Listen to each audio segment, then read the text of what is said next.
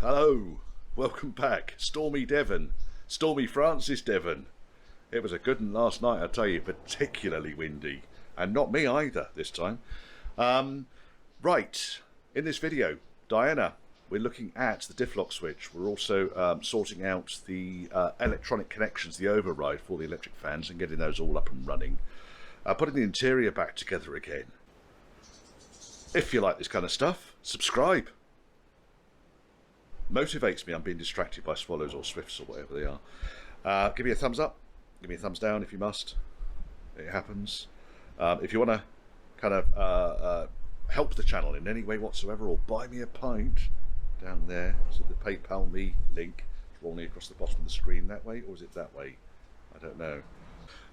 There is no obligation, you don't get anything for it, but you know, it does inspire me to do more and more of this. My first job is around fixing the cars, and everything that I do with regards to this channel is about helping people. Just adapted this wiring here, so all I've really done is pulled the trigger wire from the second relay for the second fan and plugged it into the four-way gang I've got for the first fan. I'll upload an updated wiring diagram right here to show you how I've done that, and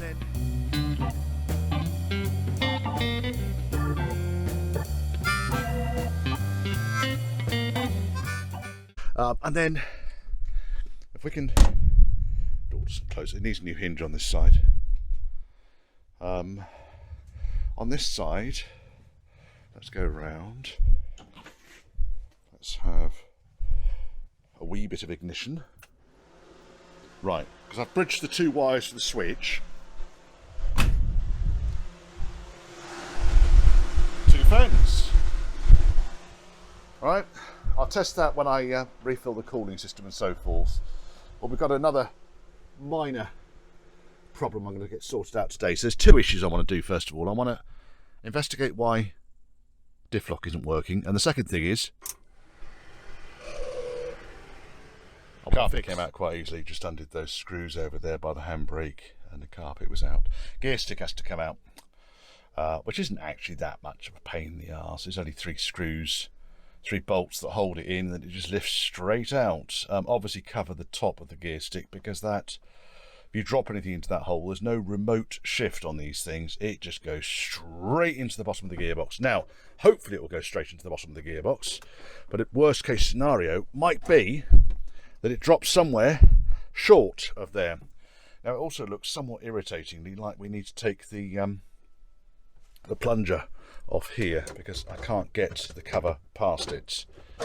Oh, it might go past it. There we are, it does go past it. Oh, and of course we've got more fucking zip ties. Oh, we love zip ties. Whoever owned this car, or whoever restored this car, must have had shares in these bloody things. They're everywhere. They also had shares in Scotch Block, I think. I'll try and aside from some more interesting wiring that we found on here. So we've got the wiring for the clock, which is these two, and then we had a couple of wires here for the cigarette lighter, and also the illumination for the light on the cigarette lighter, which is fine. Now, this, if you can see it, this little bastard here is the thing I'm looking for. That's the one I will try and get to. So that's one of the bushes that the fan actually rotates in. So I'm going to just get a little, I think they're probably about 1/4 inch, I guess, get that 2 nuts undone and take it off. Obviously I've had to take the heater hoses off. It's not really a problem though, they just slide off. You got one to the side and one to the top dash and front dash vents. It's easy enough to get off, that's not a problem. Right, okay, we're going to have a quick look at that. If it's the one on this side that needs doing, I've got a feeling that the whole unit needs to come out from underneath the dash. And at this point, we're not talking about a horrific amount of work, but it's just, I'd just rather not do it unless I absolutely have to, you know. Well, that's what it looks like. So there's a bush in the end here, and it's kind of trapped in there. It's just a solid bush. It runs on the shaft. And I think the ball that's in there, in behind this captive plate, it just kind of, it's got some foam behind it. So what I tend to do is just lube them up, but it might need a bit of a clean off first of all. We'll see if that is the problem. There's no guarantees, unfortunately, because there's a similar type of bush at the other end. Now, let me do this one first of all, and we'll see if this is likely to solve the problem. There you go.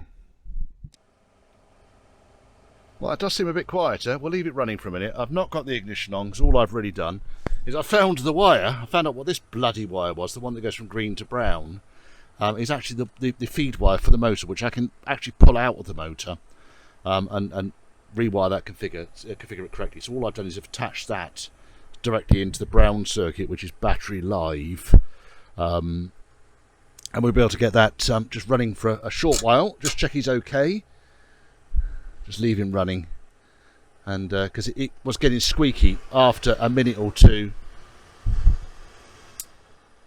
But if that's the case, that was a really quick fix. Hey, how about that? I like the sound of that.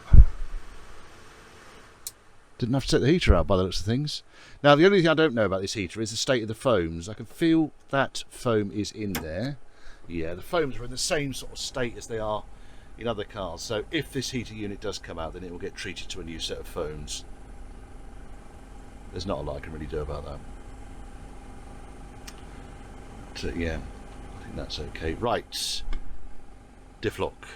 Let's remove the bulb first of all. It's just you just have to unwind this chrome this chrome ring here, and I'll be able to get the bulb out. I'll be able to check the circuit on it, and just make sure everything's working. And if it is, then it's a case of getting underneath, I think.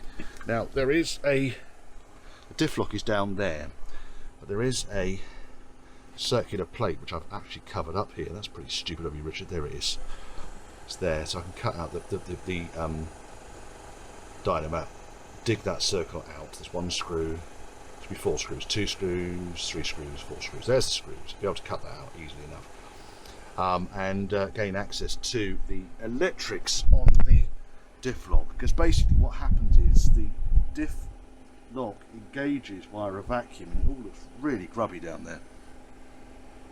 And then once it's engaged, it completes the circuit and allows the bulb to earth, which typically means that if the bulb lights, then the Difflock is engaged, because it's a mechanical switch down here that completes the earth process. So first check on this is going to be the bulb. It's going to be the bulb. Got the cover off. It's fairly easy to find it, like you saw. Nice shiny steel under here though. Is that painted or is that just bare steel? I think it's got some sort of coating on it. Anyway, that fella there that you'll see the torch on, that on the tip of my finger there, the torch is on, that's the switch for the Difflock. So what I'm really going to need to do is to check that we've got power down to the switch and that the earth is continuous through to the plunger up there. Because the power goes to the switch and then it earths back through the light. So I was the wrong way round. I thought it was the other way around, but having looked at it, I can see very, very clearly the power goes to the switch and then it earths through the plunger up there. So when the switch is engaged. Now, it's not uncommon for these switches to fail, and that's why this access cover is put on here, because it's very difficult to access this from underneath. And as you can see, there's a world of shit under here. It really is. It's not very clean and tidy. Wants to go into a truck wash, I think. All of the screws that were holding that little cover plate on, by the way, had mastic. They were masticed up big time. So it was a bit of a fuff getting it off, but you know, everything's possible. Right, here we go. This is the gearbox out of Bob. Nice Bob gearbox. Right, that's the vacuum unit there, just there. And it's just only a couple of nuts and bolts hold it on, but then it's attached into the inside of this cover, so the cover has to come off in order to get to it. Bottom 2 bolts you can access from underneath the car. The top 2 bolts have to be accessed from inside the car. But it's possible to get that unit off and check it. If we have to do that, we have to do it. It's not the end of the world. Well, it's a bit of a pain in the arse. There will be a reason why the Difflock is not engaging. Now, let's just hope it's an electrical fault and that there's nothing wrong with the vacuum side of things. It certainly won't be a mechanical fault. Unless the whole thing's seized up, of course. We could attach my live supply up to the earth wire and see if again that lights the bulb. Yes, it does. So we've never got continuity through, which is great news. All right. So we know the earth wire's good. We don't have to pull that right the way through. So now I suppose the next thing really is to find out whether we've got voltage at the switch itself. As I've shown you already, the switch is there. You can see the torch on it. Okay, I managed to pull the green wire off fairly easily. I've just pulled it back up and through the gear stick hole, handbrake hole, because it's just a little bit easier to access. So we'll just check the volts on that. Ignition on, yeah, 12.4 volts is good enough. So I think the next thing really is to get this switch out. I'll go and work out what the size of the socket is, and I'll see if I can get that out. Nice deep socket, I think. Switch. That's how it comes out. It's a nice big socket, that one. That ends up being a deep 1 inch and 1/8 socket. It's got shims underneath it because obviously it needs to be shimmed out to the right depth. Don't lose your shims, they're important. Right, all I need to do now is stick my meter on continuity, put them across the terminals,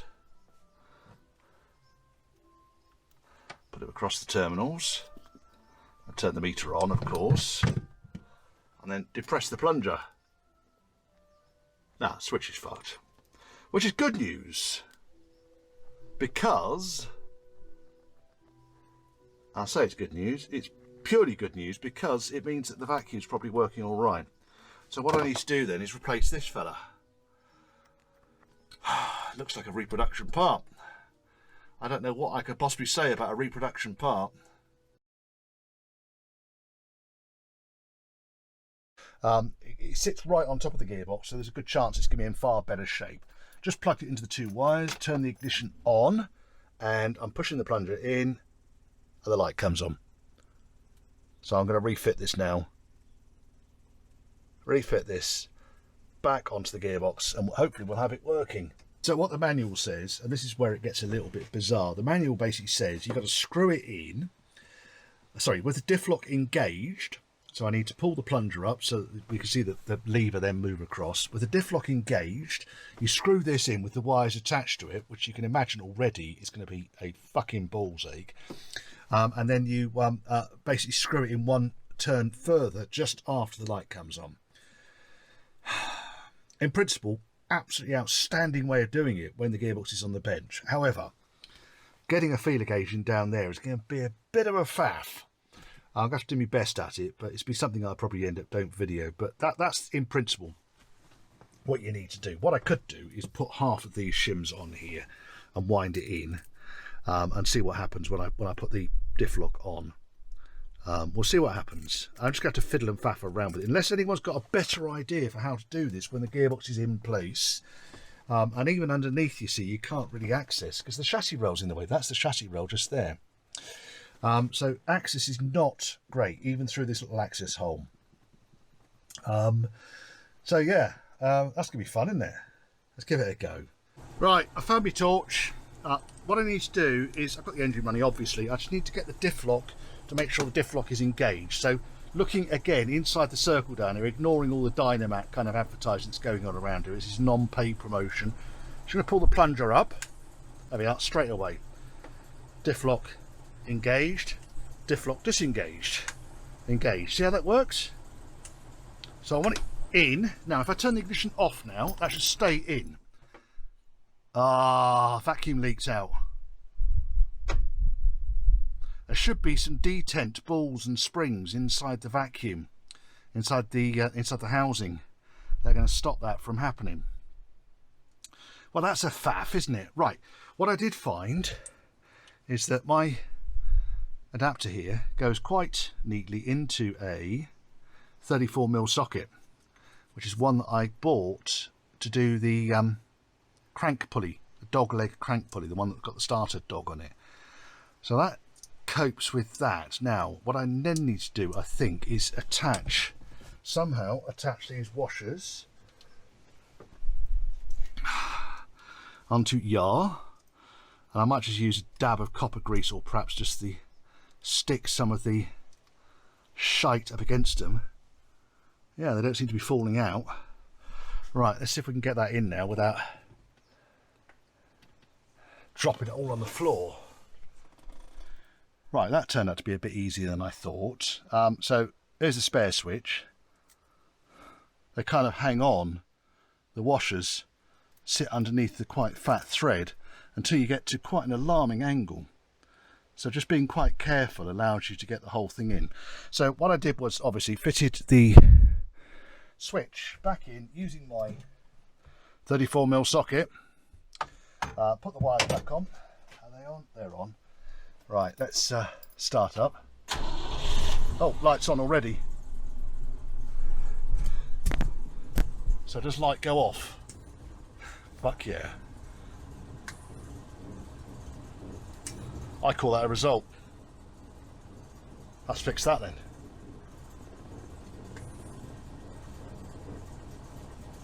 That exhaust sounds horrible though. Right, that's done that. That's good news. Right, I should just push these connectors on, make sure they're on properly, and I can get this interior put back together again. Having a go at fixing the leaking top hose here. The hose itself is in reasonable order, although it's not a reinforced hose, so I might actually just change the whole damn hose anyway.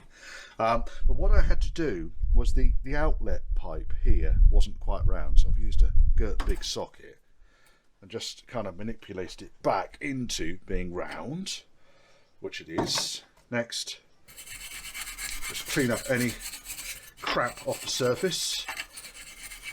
Helps you also see where there's bloody great big nasty dents and things. There's a bit of a dent there, but nothing serious. Pretty sure I've got another one of these hoses. Could actually just be a straight bit of hose, that couldn't it? Because that bit's... No, that's not reinforced either. Right, we need to drain a bit more coolant out then, don't we? No, it is reinforced. What are you talking about, Richard? Reinforced, you can tell they're reinforced because they've got like a line of string inside. I just couldn't see it on this edge down here. But yes, it's reinforced. It just stops the hose from ballooning.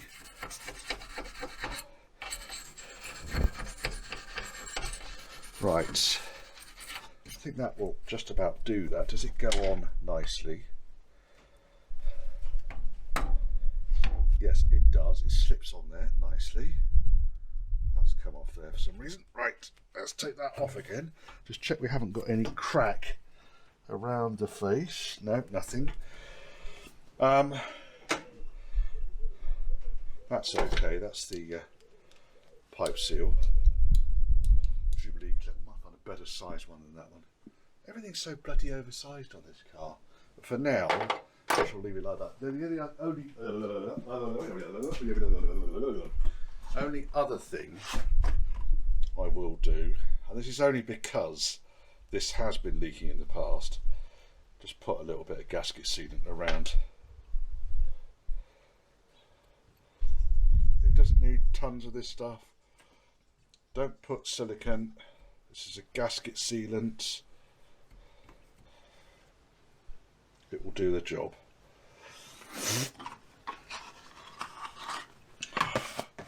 Right, heels clip goes on that way around. That goes. There we go. Let's do that up. We'll see if that seals it. If it doesn't, I'm just going to replace the pipe. But it should do. I don't see any reason why it wouldn't. Like I say, it had two Jubilee clips on here before, which to my mind just seems like it was leaking before and someone just decided they were going to bodge it up. Right, we'll see if that works. Right, we can top up the cooling system again. Little switch came through. Little pull switch. If I turn the ignition on and pull. Oh yes. That's quite sweet, isn't it? Non-invasive. Just trying to work out really, because there's no way I'm cutting another hole in this dash, and I've already got a hole. So what I was thinking was mounting it somewhere around here. I don't know.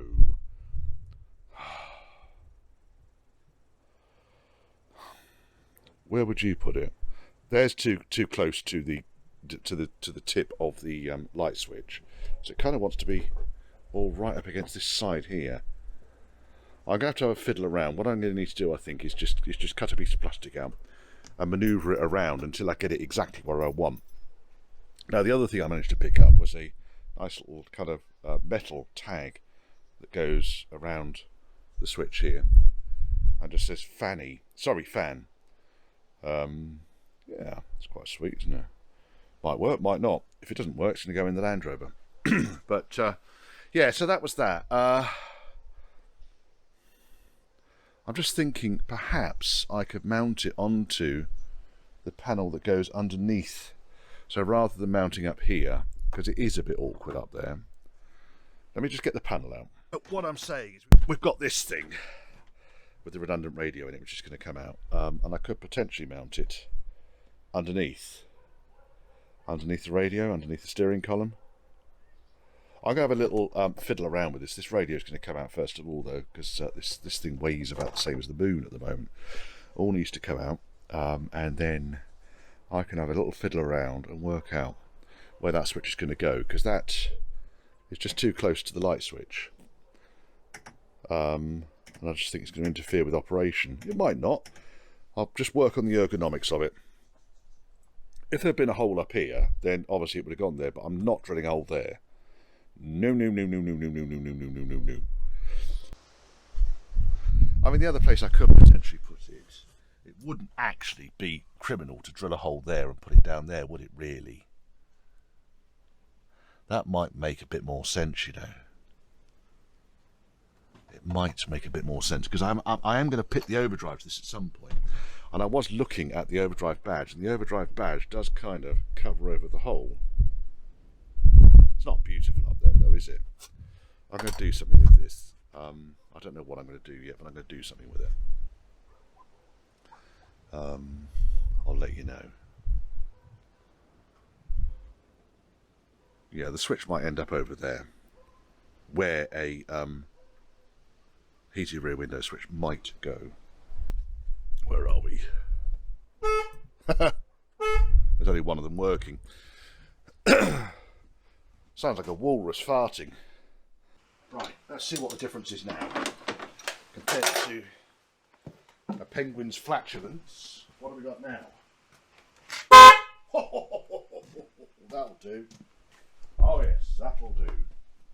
Right, next, let's have a look at these side lights now, which should be a fairly easy fix. Leave some of the crap out of the way. Let's bring you in so you can see what on earth is going on. Right, and then headlight comes out, and on the bottom here we've got this little bulb, except there's no bulb in it. Oh, that's a pain. Right, I'm going to have to go and find a bulb now, aren't I? How about that then? Oh, that's alright, isn't it? Both these reflectors are corroding at the bottom though. I'm going to have to get another pair of headlights at some point. At least I didn't put all this interior back together now. Light switch is faulty. Just wired in another light switch, and I've got the full functionality on the lights, so I'll just put it onto dip beam. And we've got headlights. Stupid fucking thing. Lucas, does full beam also work? Let's just try and... Right. Yes, I can see the full beam is working. It's the telltale's working. Yeah, so basically what's happening is on the back of the switch here we've got 3 wires. The brown wire is obviously the wire that feeds the light switch. The red wire is the one that goes to the side light circuit, and the blue wire is the one that goes down to the dip beam circuit. And look, I've just found the problem. How fucking shit is that? Fuck's sake. Right, okay, we're going to have to take the steering top off the steering column here, and then I can take the switch out and hopefully just resolder that, and if I can't I'll use the other switch I've got here. I'd rather keep the switch in here though, because it kind of matches everything we've got, but yeah, that's not great, is it? There you go, getting the switch out, piece of piss. Once the top piece is off the steering column, it just goes in like that. Here he comes, he's out. It's not been apart before, You can see here the red wire's already kind of not crimped in properly, Lucas. And then looking at another switch I've got over here, maybe it's a quite a common problem. Maybe the lighting circuit is overloaded. Maybe we could put a relay into it and safeguard it a little bit. That's easy enough to do. Right, what I'll do though, first of all, I'm just going to solder this back together again, so at least we've got a lighting circuit. It looks fairly straightforward. It looks like it probably wasn't even soldered originally. It looks like it was just crimped in. Yeah, the other two are just crimped in, and I think it's just pulled out somehow. Never mind, shit happens. Another cheap and easy fix. Right, okay, so what do we do? Well, we soldered the blue wire on the back again, which you can see just at the top there. And then what I did was I bound the wiring as it came out, because I think that what's happened is one of the wires has just been tugged very, very slightly. Because of that, it's gone a little bit kind of berserk and broken.